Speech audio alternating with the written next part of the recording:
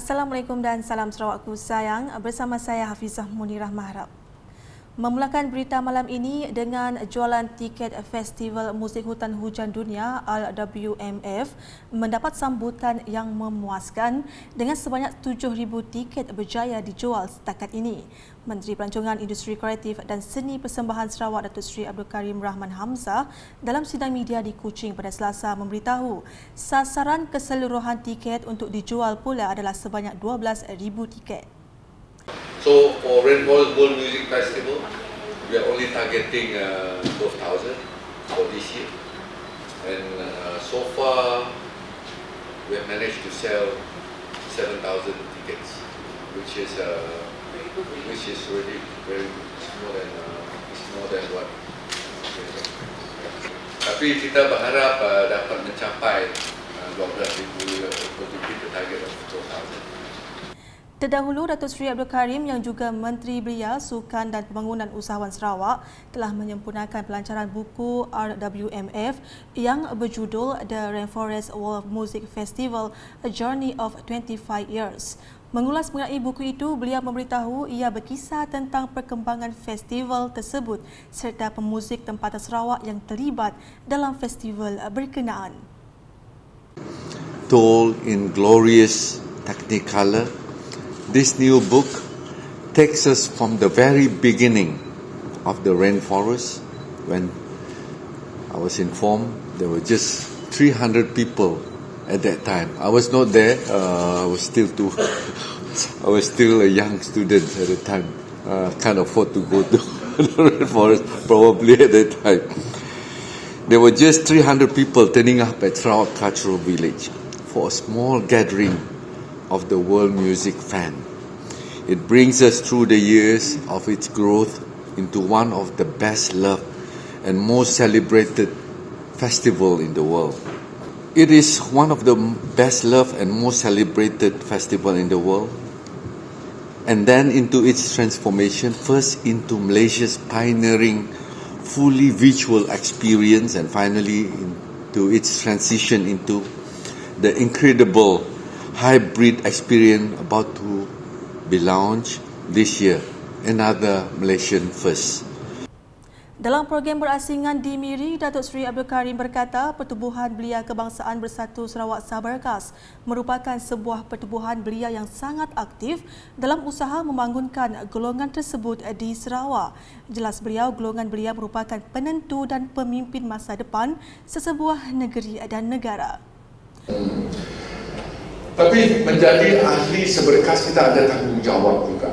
Selain daripada kita menjawab jawatan which is a voluntary organisation, hopefully harapan kita adalah kita dapat membimbing belia-belia dalam kawasan kita, belia-belia dalam our region untuk menjadi belia-belia yang bertanggungjawab, belia-belia yang mempunyai visi, mempunyai pandangan yang boleh mengangkatkan belia-belia negeri kita ke peringkat yang lebih tinggi lagi. That is our responsibility, that is also our goal.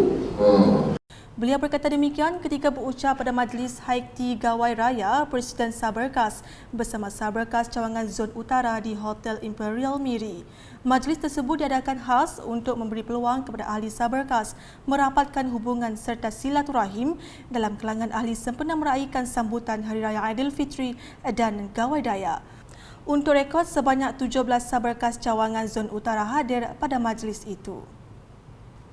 Sementara itu, di Kuching, proses rewilding penting sebagai langkah memelihara alam semula jadi, termasuk kawasan terdegradasi. Timbalan Menteri Pelancongan Bandar, Pentadbiran Tanah dan Alam Sekitar Sarawak, Datuk Len Talib Saleh memberitahu melalui penanaman semula pokok asal atau spesies induk terutama di kawasan dilindungi sepenuhnya TPA yang mampu melestarikan kawasan sekitar serta memangkin pengembangan hutan asli di luar kawasan TPA. The dispersion of seeds through wildlife movement help disperse seed, which in turn allowed for native forest regeneration even in degraded area outside TPA. Beliau berkata demikian semasa program Sarawak Energy 10-Year Integrated Tree Planting, Protection and Habitat Restoration di Rizab Alam Semula Jadi, Samajaya di Kuching pada Isnin. Menyentuh berkenaan pemeteraian Memorandum Persefahaman MOU antara SFC dan Sarawak Energy Berhad SEB, beliau menyatakan bahawa ia bakal melihat penyuntikan dana sebanyak 10 juta ringgit untuk penanaman sekitar 100,000 pokok di kawasan TPA di Sarawak. Apart from tree planting, central to this partnership between SFC and SEB are, first, research and conservation activities by means of exchange technical information. 2, conducting other research work involving rapid assessment of biodiversity. 3, social survey. And 4, forest carbon studying biomass as below ground carbon stock, soil carbon in rewilding area. Berita seterusnya, umat Islam di daerah Limbang digalakkan untuk bergiat dan berkecimpung dalam dunia perniagaan. Menurut Timbalan Menteri Penerimaan Pertanian dan Pembangunan Wilayah Sarawak, Datuk Dr. Abdul Rahman Ismail, Islam menggalakkan umatnya untuk terlibat dalam perniagaan yang merupakan aktiviti bagi menjana pendapatan keluarga dan ekonomi negara. Jadi ini kita galakkan wanita, tak kira sekarang wanita lelaki, kita boleh perniagaan di mana-mana. Sekarang ini simple, mudah, online marketing. Online saja kita boleh mencapai seluruh dunia. Kita boleh pakai Shopee, boleh pakai Lazada. Beliau berkata demikian semasa merasmikan penangguhan program Seminar Wanita dan Keluarga Islam, Anjuran Jawatankuasa Tetap Perayaan Islam Daerah Limbang dan Pertubuhan Kebajikan Islam Malaysia di Limbang baru-baru ini. Dalam seminar sama, pengusaha Tremendous Cafe turut berkongsi pengalamannya dalam perniagaan. Laporan berikutnya, Bengkel Inisiatif Kepimpinan Young Southeast Asian Leader Initiative YCLI berpotensi membina keupayaan pemimpin masa depan dalam pelbagai bidang di seluruh rantau negara ASEAN. Timbalan Menteri Tenaga dan Kelestarian Alam Sekitar Dr. Haslan Abang Hibni berkata, bengkel seumpamanya dapat mempertingkatkan pengetahuan digital dalam kalangan belia terutamanya di Sarawak, selari dengan visi yang digariskan oleh Premier Sarawak Datuk Patinggi Tan Sri Dr. Abang Abdul Rahman Zuhadi Tun Datuk Abang Openg. A key factor to achieving prosperity and elevating the well-being of our people is to give all Sarawakians access to knowledge, access to information, and access to economic opportunities. And in this age, that translates to digital connectivity. From online learning to having access to vast academic resources across the globe, to being able to sell your products throughout the globe, having an internet connection is now a necessity. Back then, when we talked about the rural and urban divide, what it meant was roads and hospitals. Now it is the access to high-speed broadband. Beliau berkata demikian semasa majlis perasmian YCLI Digital Community Workshop di Muzium Budaya Borneo di Kuching pada Selasa. Dalam hal itu, beliau percaya bahawa Sarawak akan menjadi salah satu pusat tumpuan di rantau ini, bukan sahaja di Borneo malah di mata dunia. Sementara itu, Kuasa Usaha Kedutaan Amerika Syarikat di Malaysia, Michael Newbill berkata, Bandaraya Kuching menjadi lokasi pilihan untuk program itu kerana Sarawak mempunyai pelbagai kelebihan. Was for several reasons. One, a very friendly and welcoming people, as the Minister said. Number two, Sarawak has a very determined project to bring digital connectivity to the state under SDEC and many of the other initiatives sponsored by the Premier. And so because Sarawak is very focused on digital connectivity for its people and is taking a unique path, we thought this would be the right place to host this conference so that individuals from around Southeast Asia can see what's happening here and learn from each other in this environment. Turut hadir Pengerusi Sarawak Digital Economy Corporation SDEC Tan Sri Dato' Amar Muhammad Morshidi Abdul Ghani dan CEO SDEC Sudarnoto Osman.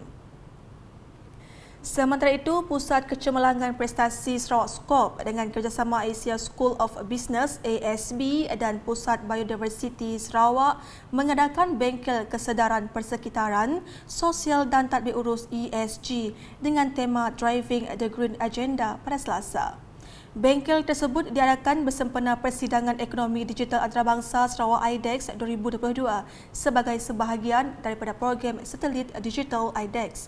Menurut Timbalan Menteri Tenaga dan Kelestarian Alam Sekitar Dr. Haslan Abang Hibni, ESG merujuk kepada 3 faktor utama untuk mengukur kemampanan dan kesan etika pelaburan dalam perniagaan atau syarikat iaitu persekitaran, sosial dan tadbir urus. Even now, whereby certain financial institutions will use ESG to evaluate a company. Some big companies, for example the oil and gas companies, are not able to get financing because they do not comply to the ESG standard. So we want Sarawak industry players, especially the hydrocarbon players and the big industries, to be aware of this.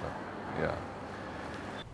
Beliau berkata demikian dalam sidang media bengkel kesedaran ESG di Auditorium Skop di Kuching pada Selasa.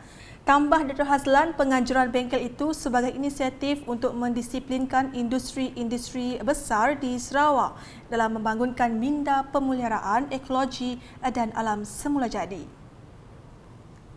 Berita seterusnya, generasi muda diseru agar menguasai kemahiran digital dalam menempuh masa depan yang lebih mencabar dan berubah mengikut peredaran masa.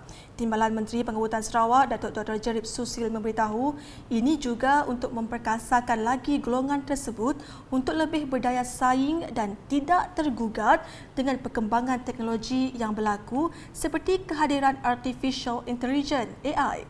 Dalam hal itu, katanya ianya amat bertepatan untuk organisasi seperti Tabung Ekonomi Gagasan Anak Sarawak Tegas mengambil langkah proaktif dalam menganjurkan aktiviti-aktiviti yang mampu meningkatkan literasi digital dalam kalangan anak muda. Beliau berkata demikian dalam majlis perasmian Tegas 10 Anniversary Roadshow 2022 di Roxy Hotel Serian pada Isnin. Tambah beliau, salah satu program tersebut ialah Tegas Think and Tinker Mini Lab di mana SMK Siburan telah dibekalkan dengan pelbagai peralatan untuk kegunaan pelajar seperti kit robotik, microcontrollers, 3D printer serta mini STEM library. Datuk Dr. Jerib yang juga Timbalan Pengerusi Tegas berkata, program Training of Trainers pula dilaksanakan bagi melatih para guru untuk mendapat ilmu digital. Jerayawara itu bertujuan meraihkan sambutan ulang tahun penubuhan Tegas bersama masyarakat Sarawak, terutamanya komuniti luar bandar di 11 lokasi terpilih.